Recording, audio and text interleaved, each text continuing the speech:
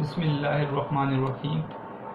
بچوں، آج کا جو ہمارا لیکچر ہے وہ ہے lecture number 17 first year Urdu کے لیے، اور جس پیج سے آج ہم پڑھ رہے ہیں وہ ہے پیج نمبر 115 اور 116۔ لیکچر نمبر 16 میں ہم نے حمد کے پہلے 3 اشعار ان کی تشریح کی تھی، اس کے مفہوم کو جانا تھا کہ اس کا مفہوم کیا ہے۔ آپ نے بڑا اچھا ہوم ورک کر کے بھیجا، تشریح بڑی اچھی کی ہے، لیکن بیٹا مکمل ذات خدا کی ہے، غلطیاں یا اصلاح کی گنجائش ہر انسان میں ہوتی ہے، خواہ وہ استاد ہے یا طالب علم ہے۔ تو بہترین سے بہترین ہمیشہ آپ کرنے کی کوشش کریں، اور ہمیشہ جب آپ یہ دیکھیں گے کسی بھی سوال کو کہ اس سے بھی زیادہ میں اچھا سوال کروں، تو یقین کریں اس کے اندر گنجائش بھی نکل آئے گی اور اس سے اچھا سوال آپ کریں گے۔ یقین میں جب سے پڑھا رہا ہوں، جب سے ٹیچنگ سٹارٹ کی ہے، تو میں اپنے آپ کو طالب علمی کے دور سے ہی گزار رہا ہوں۔ میں سمجھتا ہوں میں طالب علمی کے دور سے گزر رہا ہوں، اور روز یہ کوشش کرتا ہوں کہ میں اس سے بہترین کرنے کی کوشش کروں۔ تو جب آپ استاد بن جائیں اور اب اپنے آپ کو ایسا سمجھیں کہ سب کچھ مکمل ہو گیا ہے، پھر اس کے بعد آپ کے لیے کوئی گیپ نہیں رہتا، آپ اپنے آپ کو مکمل سمجھتے ہیں، لیکن پھر بھی غلطی کی گنجائش ہوتی ہے۔ تو ہمیشہ تمام مضامین میں یہ کوشش کیا کریں کہ اصلاح لیا کریں، اور کوشش کیا کریں کہ اس سے بھی بہترین میں کر سکوں، اور اس سے بھی اچھا میں پریزنٹ کروں اس سوال کو، اور اس کو اچھے طریقے سے لکھنے کی کوشش کروں۔ جو چیزیں میں نے دیکھی اپنے طریقے سے، جو کمیاں تھیں، اچھائیاں بہت زیادہ تھیں، کمی بہت تھوڑی تھی، وہ میں آج ان کمیوں کو آپ کے سامنے بیان کرنے کی کوشش کروں گا تاکہ آپ کی تشریح اس سے بھی زیادہ اچھی ہو جائے۔ ہم نے ماہر القادری کی حمد شروع کی ہوئی ہے، جو حیت کے لحاظ سے ایک پابند نظم ہے، اور جس کتاب میں شامل ہے اس کتاب کا نام ہے کلیات ماہر۔ پہلے 3 اشعار ہم نے پڑھ لیے تھے، اور اس کے ساتھ ہم نے کچھ اور مزید حمد کے اشعار جو حوالے کے طور پر آپ لکھ سکتے ہیں اس کو دیکھا تھا۔ آیت کا مفہوم میں نے آپ کے سامنے لکھ دیا تھا، آپ نے وہ بھی تشریح میں لکھا۔ آج ہم اگلے 3 جو اشعار، مکمل نظم ہو جائے گی ہماری، کل 6 اشعار ہیں اس حمد میں، تو اگلے 3 اشعار کو پڑھنے کی کوشش کریں گے، اس کے فرہنگ کو دیکھیں گے، اس کے مفہوم کو جانیں گے، اس کے اندر تشریح کو دیکھیں گے، اور ساتھ ساتھ جو ہے اس کے اندر جو سب سے اہم حصہ ہے مشقی سوالات کا، اس کو بھی حل کرنے کی کوشش کریں گے، تاکہ آج کے لیکچر میں ہماری ہم جو ہے مکمل طور پر وہ پوری ہو جائے، اور کوئی بھی وہاں پہ کوئی ایسا سوال نہ ہو جو آپ کے لیے باقی رہے۔ دیکھیں بیٹا، 3 جو ہم نے اشعار پڑھے ہیں، ان اشعار میں پہلے تو یہ سمجھ لیں کہ آپ نے تشریح کا طریقہ میں نے آپ کو جیسے لیکچر میں بتایا تھا کہ جیسے آپ نے پریزنٹ کرنا ہے وہ آپ نے اچھی طرح پریزنٹ کیا، لیکن اب مسئلہ جو ہے وہ تشریح کے شروع کرنے میں ہے۔ تشریح کے شروع کرنے میں طریقہ میں نے آپ کو بتایا تھا کہ آپ نے سب سے پہلے جو ہوتا ہے وہ کسی بھی شاعر کی شاعرانہ خصوصیات جو میں نے آپ کو بتائی تھیں، اس طرح آپ نے سب سے پہلے وہ لکھنی ہوتی ہیں۔ اس کے بعد بہتر یہ ہے کہ آپ کسی بھی شعر جس کی تشریح کر رہے ہیں اس کا آسان مفہوم 2 لائنوں کے اندر لکھ لیں، اور یہ چکر پر اچھا اثر ڈالتا ہے۔ پہلے آپ شاعرانہ خصوصیات لکھیں، اس کے بعد آپ مفہوم لکھیں، پھر اس کے بعد آپ ایک شعر ڈال دیں جو اس کے حوالے کا ہے، اس کے بعد آپ تشریح کریں اور آخر میں ایک شعر ڈال دیں۔ یہ ترتیب آپ جب کریں گے تو آپ کی تشریح نہایت آسان اور اچھی ہوگی، اور اسی طریقے پر آپ پڑھنے کی کوشش کریں۔ میں کوشش کرتا ہوں کہ مفہوم پہلے بتاؤں، پھر ساتھ شعر بھی بتا دیتا ہوں آپ کو، اور تشریح بتاتا ہوں، پھر آخر میں ایک شعر ہو جائے، تو اس سے آپ کی تشریح بہت اچھی ہو جائے گی۔ پھر دوبارہ ایک دفعہ دہراتا ہوں کہ تشریح کے شروع میں آپ نے شاعرانہ خصوصیات جو میں نے آپ کو بتائی ہیں کہ متن کی کسی بھی اشعار کی تشریح کیسے کریں، تو اس میں نے باقاعدہ آپ کو بتایا تھا کہ آپ نے کیسے لکھنا ہے، ٹھیک ہے، اور آپ نے شروع میں شاعرانہ خصوصیات ڈالنے کے بعد مفہوم لکھنا ہے اس شعر کا جس کی آپ تشریح کر رہے ہیں، پہلے شعر کے ساتھ۔ اس کے بعد آپ نے شعر لکھیں آپ حوالے کا، پھر آپ تشریح کریں۔ تشریح کیسے کریں گے میں ابھی دوبارہ آپ کو بتاؤں گا، تشریح آپ نے کیسے کرنی ہے، پھر آخر میں آپ نے شعر ڈال دینا ہے۔ دوسرے جو شعر کی تشریح کریں گے اس میں شاعرانہ خصوصیات لکھنے کی ضرورت نہیں ہے، آپ نے سیدھا شعر کا مفہوم لکھنا ہے، ایک شعر لکھیں حوالے کا، تشریح کریں اور آخر میں ایک شعر ڈال دیں۔ تو تو اس سے آپ کی تشریح جو ہے ان پوائنٹس کو یاد رکھیں آسان ہو جائے گی. لیکن اس میں بیٹا ضروری بات یہ ہے کہ تشریح کے اندر آپ نے کیا کرنا ہے, تشریح کیسے کرنی ہے. دیکھیں مفہوم کے اندر تو کوئی بھی آپ نے ہائی لائٹ نہیں کرنا کسی لفظ کو, آپ نے سیدھا مفہوم لکھنا ہے. لیکن جب تشریح لکھ رہے ہوں تو پھر آپ نے کیا کرنا ہے. دیکھیں بیٹا یاد رکھیں شعر کے اندر ہمیشہ کوئی موضوع یا خاص پوائنٹ ہوتا ہے, ٹھیک ہے. نظم کے اندر تو موضوع تو وہی ہوتا ہے جو نظم کا ہوتا ہے, لیکن غزل کے اندر تو خاص ایک پوائنٹ ہوتا ہے جس کے اوپر وہ غزل کا شعر کہا جاتا ہے. نظم کے حوالے سے میں آپ کو سمجھاتا ہوں. جیسے آپ نے پہلا شعر میں نے آپ کو دیا تھا, تو فکر و دانش کی ہے معراج خدا کا اقرار, یہی وجدان کی آواز ہے فطرت کی پکار. تو دیکھیں بیٹا یہاں پر میں آپ کو بتاؤں کہ اصل چیز وہ کیا ہے, خدا کا اقرار ہے. دیکھیں خدا کا اقرار. اب خدا کا اقرار کیا ہے, خدا کو ماننے والا کیوں مانے گا اللہ کو, کیوں عقل اس کی یہ کہہ رہی ہے. اور جب عقل کہتی ہے تو عقل کی بلندی یہ ہے کہ اللہ کا اقرار کیا جائے. کیوں, انسان کو اللہ تعالیٰ نے عقل دی اور سوچ دی اللہ تعالیٰ نے, اور اس کو فہم دیا تاکہ وہ چیزوں کو دیکھے اور دیکھے کہ کس نے اس کو بنایا ہے. کوئی بھی چیز بغیر بنے ہوئے خود سے نہیں بن جاتی, تو اتنی پوری کائنات کو بنانے والا کوئی رب ضرور ہے. خدا کا اقرار جو ہے وہ کیا ہے بیٹا, عقل فکر و دانش کی معراج ہے. تو دیکھیں فکر و دانش کی معراج خاص پوائنٹ ہے, اس کو آپ تھوڑا بڑا کر, جیسے میں نے آپ کو بتایا تھا بیچ میں آپ نے چیزیں بڑی کر کے لکھنی اور وہ بلیک آپ پوائنٹر سے لکھیں, فکر و دانش کی معراج. پھر اس کے بعد اس کی آپ بات کو بیان کریں, ٹھیک ہے, کہ فکر و دانش کی معراج کیا ہے, کہ عقل کی بلندی کیا ہے, کہ سب سے زیادہ عقل مند شخص وہ ہے جو اللہ تعالیٰ کا اقرار کر لیتا ہے.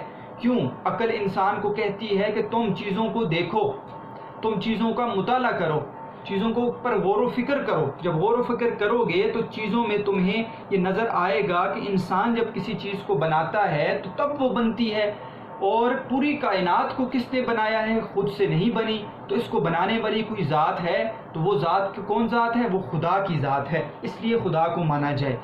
پھر اس کے بعد آپ لکھیں یہی وجدان کی آواز. اب وجدان کی آواز کو آپ ہائی لائٹ کر سکتے ہیں, فطرت کی پکار کو آپ بلیک پوائنٹر سے ہائی لائٹ کر سکتے ہیں. تو پوائنٹس دیکھیں شعر کے اندر پوائنٹس کون سے ہیں اس پہ بات کریں تاکہ آپ کی تشریح آسان ہو جائے. آپ باہر کی باتیں نہ کریں بلکہ شعر کے اندر کی بات کریں.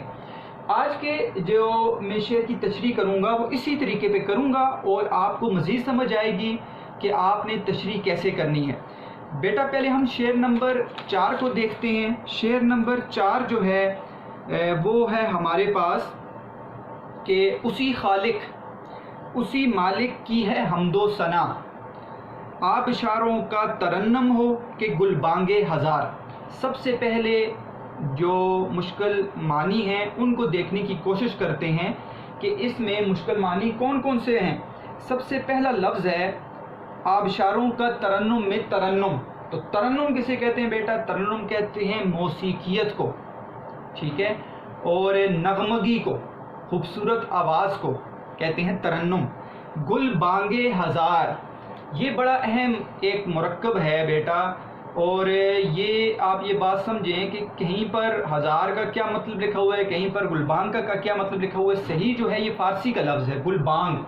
گلبانگ کہتے ہیں خوبصورت آواز کو, بانگ ہم ویسے بھی آواز کو کہتے ہیں, تو گلبانگ خوبصورت آواز. ہزار جو ہے یہ وہ گنتی والا ہزار نہیں ہے. ہزار کا ایک معنی آپ جب ڈکشنری میں دیکھیں گے لغت میں تو آپ کو نظر آئے گا ہزار کا مطلب ہے بلبل, جو ایک پرندہ ہے. تو پورا مطلب کیا ہوا, گلبانگے ہزار کہ بلبل کی خوبصورت آواز, بلبل کی خوبصورت آواز. اب دیکھیں بیٹا مشکل الفاظ کے معنی ہم نے جب نکال لیے اس کے بعد ہم اس کے مفہوم پر آتے ہیں.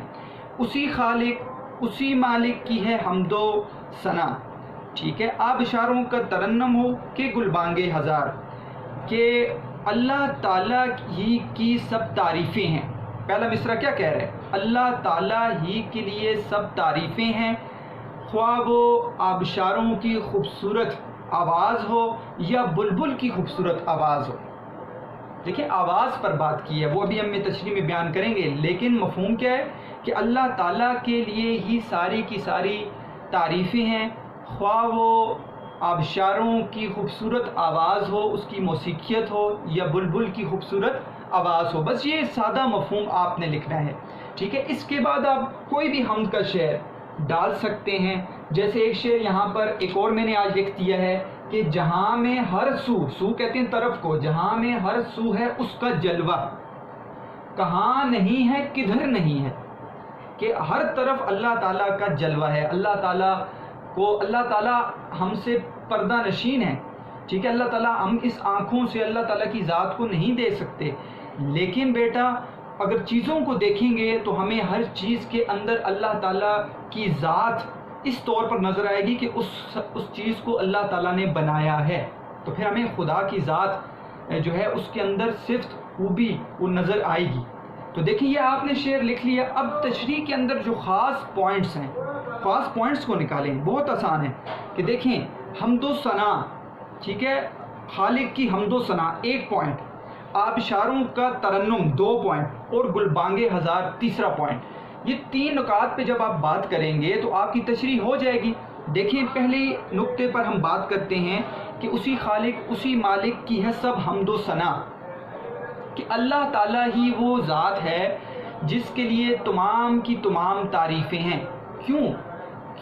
اس لیے کہ جب ہم چیزوں کو دیکھتے ہیں اور دنیا کی ہر چیز پر ہماری نگاہ جاتی ہے، اس چیز کے اندر ہمیں خوبصورتی نظر آتی ہے، اس چیز کے اندر ہمیں صفات نظر آتی ہیں۔ جب وہ صفات ہمیں اس چیز کے اندر نظر آتی ہیں تو وہ ذات جس نے اس چیز کو بنایا ہوا ہے اس کے لیے ہی ساری تعریفیں بن جاتی ہیں۔ دیکھیں ہم مثال کے طور پر، عام مثال میں آپ کو دیتا ہوں کہ ہم جب آسمان کو دیکھتے ہیں، آسمان کے اندر ہم سورج کو دیکھتے ہیں، ستاروں کو دیکھتے ہیں، ہم جو ہے چاند کو دیکھتے ہیں، تو ہم دیکھتے ہیں کہ اللہ تعالیٰ نے کتنا خوبصورت آسمان بنا دیا اور اس کے اندر موتیوں کو جڑ دیا۔ رات کے وقت کا آپ دیکھیں نظارہ ستاروں کا تو ایک خوبصورت نظارہ پیش کرتا ہے۔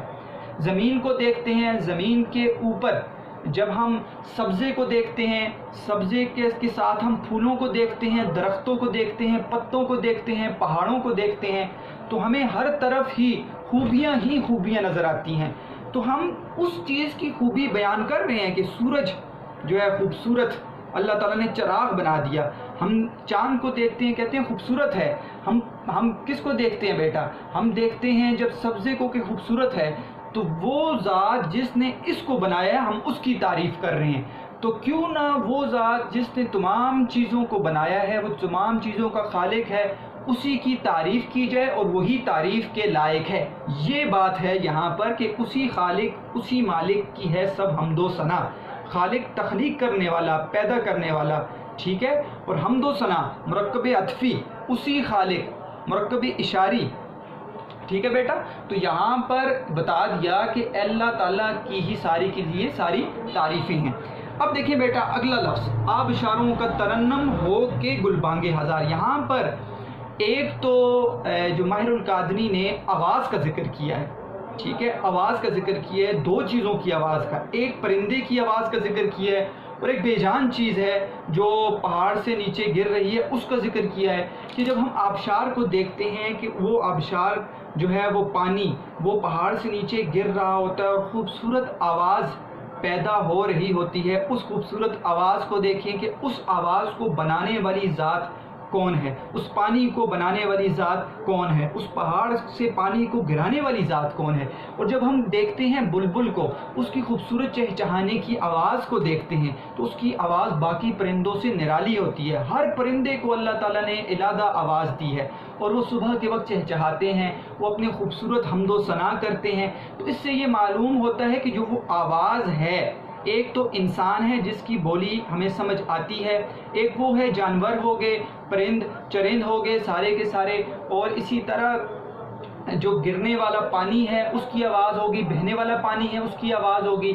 تمام چیزوں کی آوازیں وہ اپنے طور پر اللہ تعالیٰ کی تسبیح کو بیان کر رہے ہوتے ہیں، خواہ وہ بے جان ہے یا جاندار چیز ہے، وہ اللہ تعالیٰ کی تسبیح کو بیان کر رہے ہوتے ہیں۔ تو آبشاروں کے ترنم سے بتایا گرتا ہوا پانی، خوبصورت موسیقیت، وہ یہ بتا رہی ہے کہ اس آواز کو سنو، کیا ایسی آواز کو کوئی پیدا کر سکتا ہے؟ یا پرندہ خوبصورت بلبل کے چہچہانے کی آواز سنو، اس کی نغمگی موسیقیت سنو، اس کی خوبصورت آواز سنو، تو کیا ایسی آواز کو کوئی پیدا کر سکتا ہے؟ تو ایسی آواز کو کوئی پیدا نہیں کر سکتا۔ اسی لیے ساری کی ساری تعریفیں کس کے لیے ہیں میرے بیٹے؟ اللہ تعالیٰ کی ذات کے لیے ہیں، اللہ تعالیٰ کے لیے حمد و ثنا ہے۔ قرآن پاک کی جب آیات آپ دیکھیں بیٹا تو جگہ جگہ پر اللہ تعالیٰ کی تعریف کو قرآن پاک کے اندر بیان کیا گیا ہے۔ مختلف آیات ہیں، جیسے کہ میں کچھ آیات آپ کے سامنے پڑھتا ہوں، اس کے علاوہ بھی بات کی گئی ہے۔ افلا ینظرون الی الابل کیف خلقت، کیا تم نہیں دیکھتے اونٹ کی طرف کہ کیسے اللہ نے اس کو پیدا کیا؟ وَإِلَى السَّمَاءِ كَيْفَ رُفِعَتْ، اور آسمان کی طرف دیکھتے ہو، نہیں دیکھتے تم کیسے اللہ تعالیٰ نے اس کو بلند کیا؟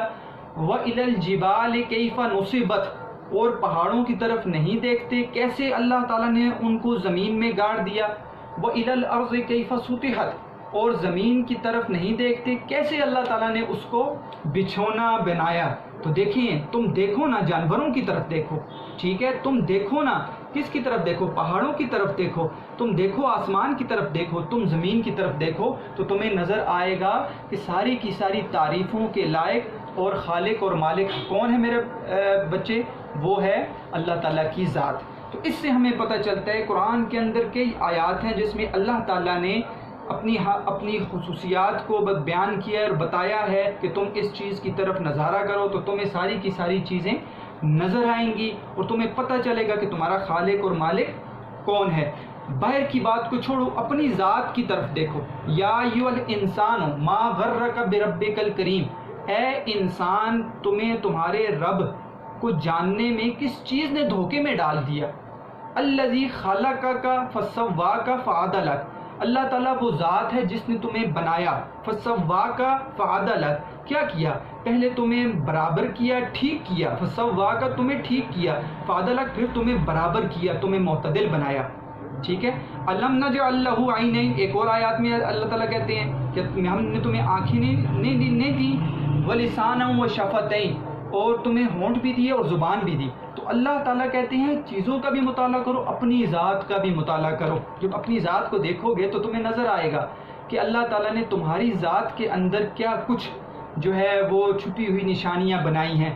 دیکھیں، ہر انسان کا چہرہ دیکھیں، چہرہ دوسرے سے علیحدہ ہوتا ہے۔ ہر انسان کی آواز سنیں، اس کی آواز علیحدہ ہے، اس کی آنکھیں دیکھیں، آنکھیں علیحدہ ہیں، اور ہر ایک کا رنگ بھی آپ کو نظر آئے گا کہ اس طرح کا رنگ نہیں ہے۔ ناک کی شیپ دیکھیں، کانوں کی شیپ دیکھیں، انگلیوں کے آپ نشانات دیکھیں۔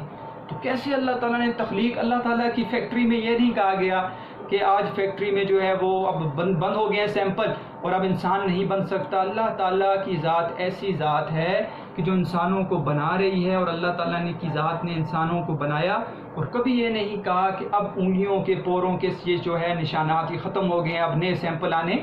تو اللہ تعالیٰ کی ایسی ذات ہے، باہر کی باتوں کو چھوڑو، اپنی ذات کو دیکھو۔ تو یہ چیز ہے جو ہمیں بتا رہے ہیں ماہر القادری کہ اسی خالق، اسی مالک کی ہے حمد و ثنا، آپ اشاروں کا ترنم ہو کہ گلبانگے ہزار۔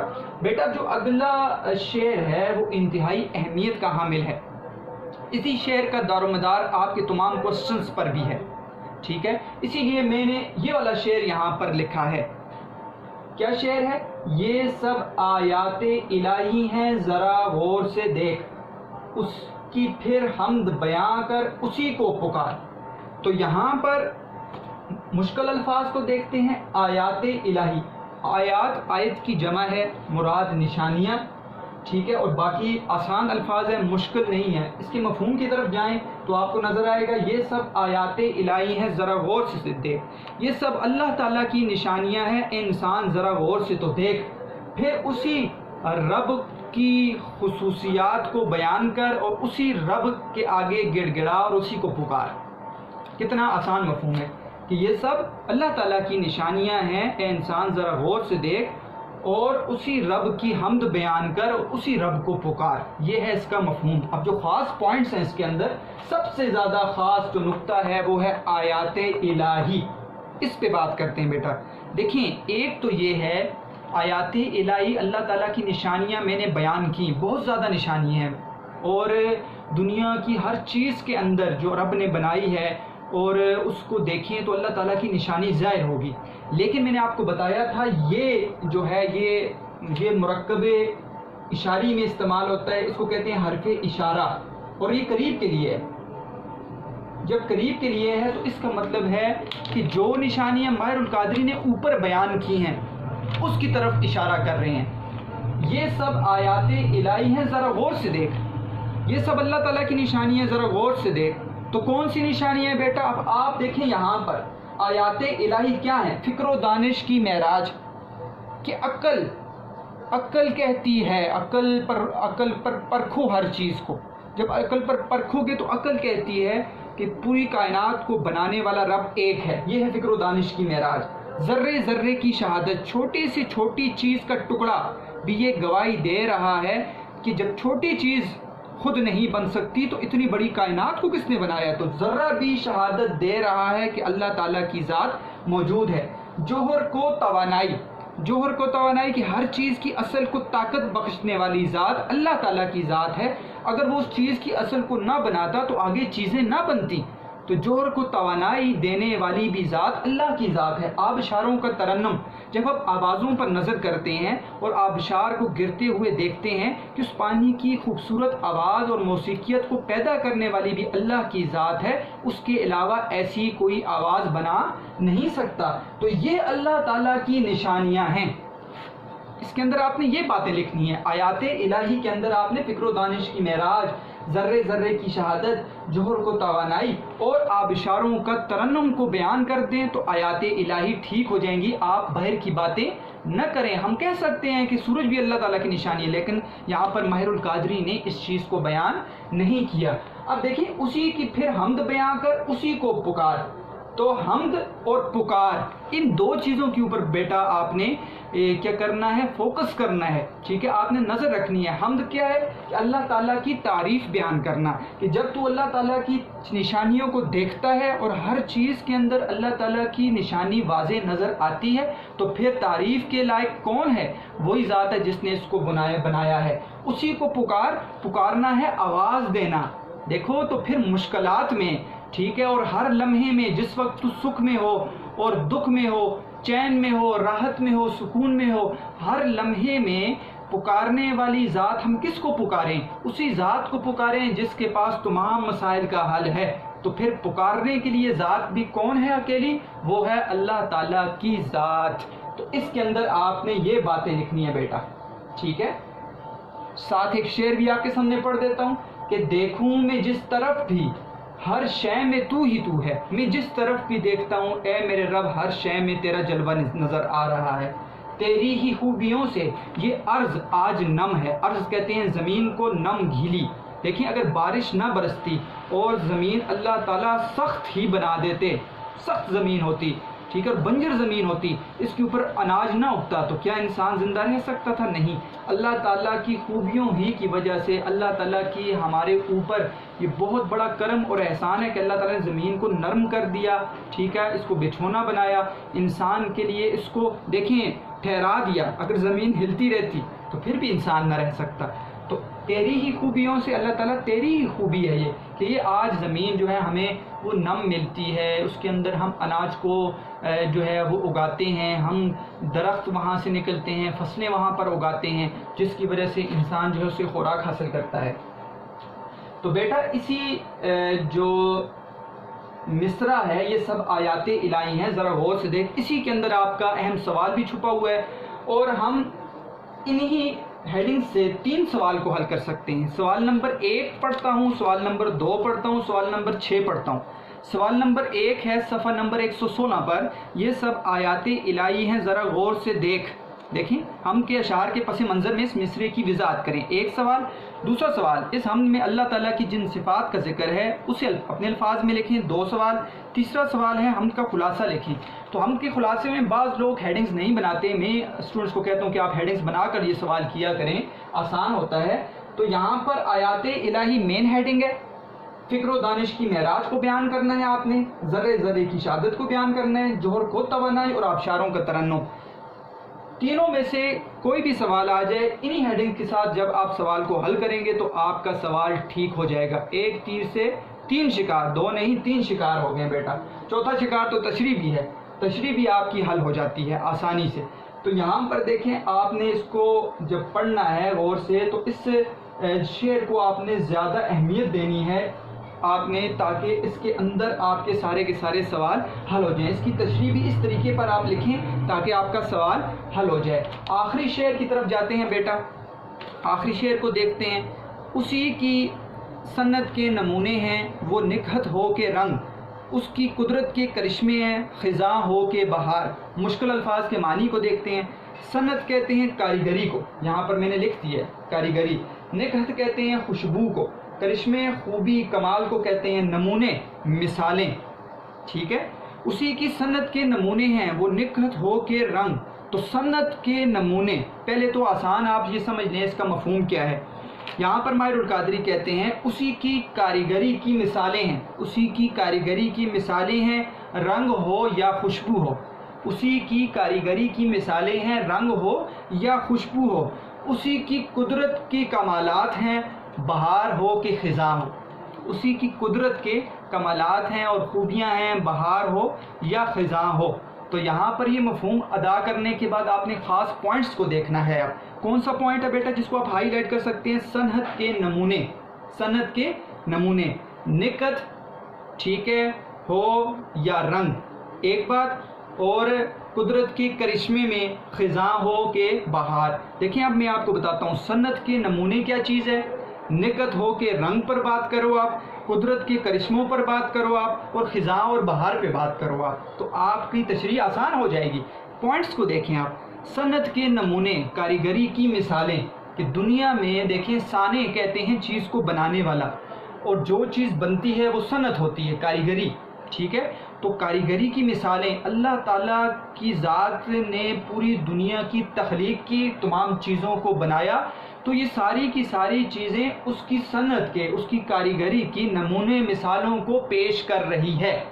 मिसाल के तौर पर अब आगे आप बात करेंगे, मिसाल के तौर पर बहुत सारी चीज़ें हैं, जैसे कि आवाज़, ठीक है, जैसे कि आप किसी भी चीज़ को देखें, उसकी आवाज़ को देखें, तो हर जानदार चीज़ की आवाज़ इलादा है, ठीक है। लेकिन माहिरुल कादरी ने यहाँ पर 2 चीज़ों को बयान किया। अब आप आए निकत और रंग पर। निकत कहते हैं खुशबू को, कि आप देखें अल्लाह ताला ने हर इंसान को सूंघने की सलाहियत दी है, जो नाक दिया है, सूंघने की सलाहियत दी है, जिससे वो किसी चीज़ की खुशबू को सूंघता है, वो खुशबू है या बदबू है, ठीक है, उसको वो महसूस करता है। तो जब इंसान देखता है कि मुख्तलिफ़ चीज़ों की, ख्वाह वो खाने की चीज़ है या फूल हैं, हर चीज़ की खुशबू अल्लाह ताला ने इलादा बनाई है।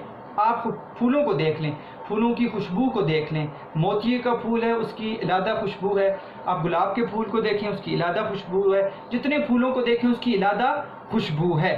तो इन खुशबुओं को बनाने वाली कौन सी ज़ात है? अल्लाह की ज़ात है। रंग को देखें, हर चीज़ का कलर जुदा है, हर चीज़ का कलर जुदा है। आप देखें, आपने कलर्स आप कह देते हैं फ़लाँ पर्पल है, फ़लाँ वायलेट है, फ़लाँ जो है ग्रीन है, सब्ज़ है, नीला है, पीला है, लेकिन उसके अंदर भी अल्लाह ताला ने नीले रंग के अंदर भी कैसा हल्का नीला बनाया, कैसा गहरा नीला बनाया, और हर चीज़ का रंग अल्लाह ने जुदा कर दिया है। रंगों की बारिश कर दी है अल्लाह ताला ने कायनात के अंदर, और ये आंखें दी हैं अल्लाह ताला ने जिससे हम रंगों को देखते हैं। और अल्लाह ताला ने ऐसी हमें जो कहते हैं कैमरे दिए हैं जो आज तक कोई शख्स जो है उसकी तख्लीक नहीं कर सकता। ऐसे कैमरे अल्लाह ने दिए हैं कि वो रंग जो असल में ये आंखें देख रही हैं, आप कैमरे ले आएँ लेकिन वैसा रंग वो ज़ाहिर नहीं कर सकती जो ये आंखें जो हैं वो हमें रंग बताती हैं।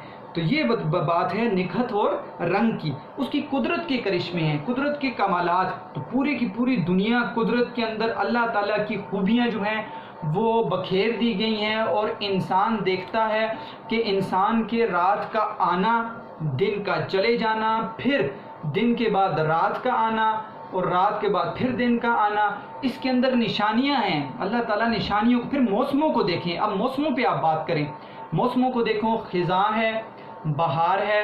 ख़िज़ा के अंदर आप देखो पत्ते झड़ जाते हैं, बहार को देखो पत्ते दोबारा आ जाते हैं। ख़िज़ा का अपना मौसम, बहार का अपना मौसम। सर्दी को देखो, गर्मी को देखो, सर्दी आती है। इंसान अगर एक ही मौसम में रहता, मोतदिल इंसान रहता, तो वो थक जाता, وہ کیسے، اور ایک ہی اگر دن رہتا اور رات نہ آتی تو انسان کو سکون نہ ملتا۔ یہ تمام چیزوں کا بدل جانا انسان کے لیے اللہ تعالیٰ نے بنایا ہے، تو پھر اسی خالق اور اسی مالک کی حمد و ثنا کرنی چاہیے۔ قرآن پاک میں بہت ہی جو ہے ایک خوبصورت طریقے سے ان چیزوں کو بیان کیا گیا ہے۔ میں آپ کے سامنے ایک دو آیات پڑھتا ہوں۔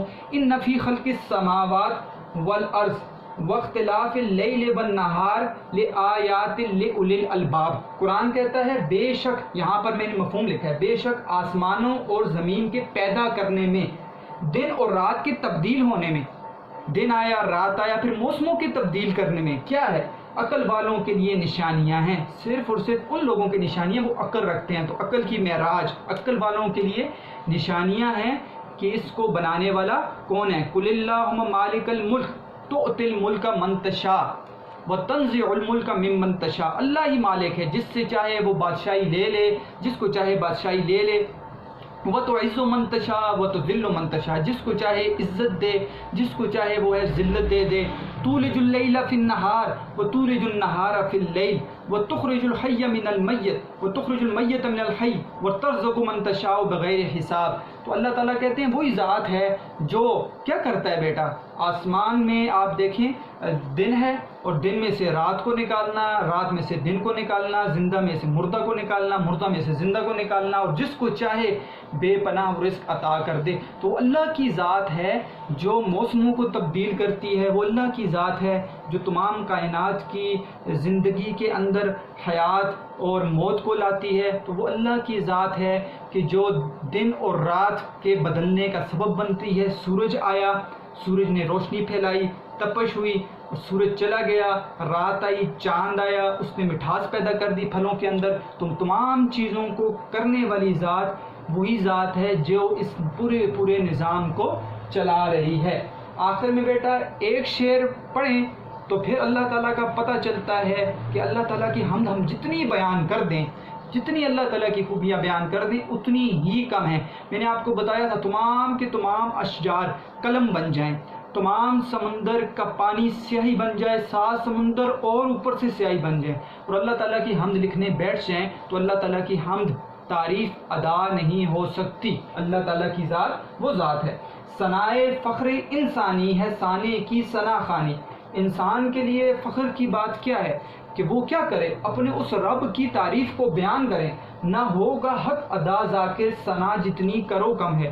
اللہ تعالیٰ کی جتنی بھی تم تعریف بیان کرو تو اے ذاکر تعریف کرنے والے، ذکر کرنے والے، اللہ تعالیٰ کی تعریف کا حق تم ادا نہیں کر سکتے۔ صرف آپ حق اس طور پر ادا کر سکتے ہیں کہ اللہ تعالیٰ کی جو احکامات اللہ تعالیٰ نے جو ہمیں دیے ہیں، نبی علیہ السلام کے طریقے بتائے ہیں، ان چیزوں پر پورا اتر کر ہم اللہ تعالیٰ کے ہاں اللہ تعالیٰ کا شکر ادا کر سکتے ہیں۔ اللہ تعالیٰ کی ذات کو بھی جاننا ہے، پہچاننا ہے، اور اللہ تعالیٰ کی ذات کو ماننا بھی ہے اور اس کے احکامات پر عمل بھی کرنا ہے۔ ٹھیک ہے بیٹا، تو مجھے یقین ہے کہ اب آپ کی 3 جو آپ کو شعر ہیں جو میں نے پیش کیے، اس کے ساتھ اشعار پڑھے اور کچھ آیات کے مفہوم کو بتایا، تو آپ کو زیادہ اس حمد کی سمجھ آئی ہوگی۔ آپ نے دوبارہ بتاتا ہوں تشریح کے اندر بیٹا ترتیب رکھنی ہے، بہر کی بات نہیں کرنی۔ ترتیب کیا ہے؟ شروع میں آپ نے شاعرانہ خصوصیات پہلے شعر کے اندر ماہر القادری کی لکھنی ہے۔ جب آپ پیپر کر رہے ہوں گے 2 شعر آتے ہیں، ٹھیک ہے، تو پھر اس کے بعد آپ نے مفہوم لکھنا ہے اس شعر کا، پھر ایک شعر لکھنا ہے، پھر اس کے بعد تشریح کے اندر پوائنٹس کو بیان کریں اور اس کو ہائی لائٹ کر دیں، بلیک پوائنٹر سے بڑا کر کے لکھ دیں۔ میں آپ کی طرف ایک تشریح کی ہوئی وہ سینڈ کر دوں گا، اس کو بھی آپ دیکھ لیں، اس سے بھی اصلاح آپ کو مل جائے گی کافی حد تک۔ پھر اس کے بعد آپ آخر میں ایک شعر ایڈ کر دیں۔ دوسرے شعر میں آپ اب خصوصیات نہ لکھیں شاعر کی، بلکہ سیدھا مفہوم پر آئیں کہ دوسرے شعر کا مفہوم اس طرح ہے، پھر شعر کو ادا کریں، شعر لکھ دیں، اور شعر اگر آپ کو یاد نہیں ہے آپ تشریح لکھیں، اور آخر میں پھر آپ ایک شعر کا اضافہ کر لیں۔ اس طرح آپ کے دونوں اشعار جو ہے وہ ٹھیک ہو جائیں گے۔ بیٹا آج کے ہم نے سبق میں 3 اشعار کی تشریح مفہوم کو بھی دیکھ لیا، اور ساتھ ہم نے سوال نمبر 1، 2، 6 کے مین پوائنٹس کو بھی دیکھ لیا، اور ساتھ ہم نے مشکل الفاظ کے معنی بھی جان لیے۔ آپ کا ہوم ورک کیا ہے؟ ہوم ورک ہے آپ اس شعر کی تشریح کریں، ٹھیک ہے، یہ سب آیات الہی ہیں، ذرا غور سے دیکھ، اس کی پھر حمد بیان کر، اسی کو پکار، اس کی تشریح کر لیں، اور یہ سوال ایک ہی سوال ہے، اس کو آپ لکھ لیں۔ آپ نے اپنی کتاب کے اندر بیٹا فرہنگ کو لازمی لکھنا ہے، ان چیزوں کو آپ اپنی کتاب کے اندر نوٹ کریں، یہ بہتر ہے، کتاب کے اندر آپ نوٹ کریں اشعار کو، مفہوم آپ کی سائٹ پہ جگہ ہوتی ہے، آیات کے مفہوم کو آپ سائٹ پہ لکھیں۔ اس کے علاوہ بیٹا یہاں پر آپ کو فنی جائزے میں آپ کو میں نے بتا دیا، اشعاروں کا ترنم زیادہ جو ہے وہ مرکب اضافی ہے، حمد و ثنا مرکب عطفی ہے کہ حرف بیان ہے، گلبانگ ہزار ٹھیک ہے مرکب توصیفی ہے کہ خوبصورت آواز تو صفت بیان کر رہے ہیں کس کی، بلبل کے چہچانے کی، آیات الہی اللہ تعالیٰ کی نشانی ہے، مرکب اضافی ہے۔ پھر اس کے بعد بیٹا اسی کی سنت کے نمونے اضافی ہے، ٹھیک ہے، وہ نکہت اشاری ہے کہ حرف بیان ہے، قدرت کے کرشمے، خزاں ہو کے بہار، خزاں اور بہار، یہ یہاں پر صنعت تضاد ہے۔ صنعت تضاد آپ کو پتہ ہے، دو متضاد چیزوں کا ذکر کرنا، خزاں اور بہار، یہاں پر کیا آ گیا بیٹا، مرکب یہ صنعت تضاد بن گیا ہے۔ اس کے علاوہ بھی آپ فنی جائزہ خود نکالیں، کوشش کریں، ٹھیک ہے، آپ نے ساری چیزوں کو ذہن میں رکھنا ہے، مرکبات کو، علم بیان کو اور علم بدیع جتنی بھی آپ نے پڑھی ہیں اس چیز کو بیان کریں۔ جیسے ابھی آپ نے صنعت تناسب نہیں پڑھی، صنعت مرات النظیر جس کو کہتے ہیں، لیکن آپ جب اس کو پڑھیں گے تو آپ کو نظر آئے گا آبشاروں کا آبشار، ٹھیک ہے، اور ترنم موسیقیت یہ بھی ہو سکتا ہے صنعت تناسب، ٹھیک ہے۔ پھر اسی طرح پکار، ٹھیک ہے، بیان کرنا، پکارنا، یہ بھی ہو سکتا ہے۔ تو مناسبت سے جو چیزیں بنتی ہیں اس کو کہتے ہیں صنعت تناسب۔ تو اس کو آپ نے اگر یہ بنتا ہے، ٹھیک ہے، آپ نے میری بات ذہن میں رکھنی ہے، اگر یہ بنتا ہے تو آپ نے نکالنے ہیں صنعت تناسب اور اس کو آپ نے لکھنا ہے۔ تو بیٹا آج کا لیکچر ہمارا وہ تھا حمد کے بارے میں، اور یہ مکمل کر چکے ہیں حمد ہم نے پوری پڑھ لی ہے اور اس کے مشقی سوالات کو بھی دیکھ لیے۔ مجھے امید ہے کہ آپ کو پوری حمد سمجھ آ گئی ہوگی۔ اگر آپ کو پھر بھی کوئی چیز سمجھ نہیں آئی تو آپ جیسے اسٹوڈنٹس سوال کرتے ہیں، میں کوشش کرتا ہوں کوئی چیز نہ چھوڑوں، لیکن پھر بھی آپ سوال کر کے پوچھ سکتے ہیں کہ سر اس چیز کی مجھے سمجھ نہیں آئی۔ ہوم ورک آپ نے اپنے ٹائم پر کر کے مجھے بھیجنا ہے۔ مجھے امید ہے آپ اس طرح محنت کرتے رہیں گے۔ سلامت رہیں، خوش رہیں، آباد رہیں، والسلام۔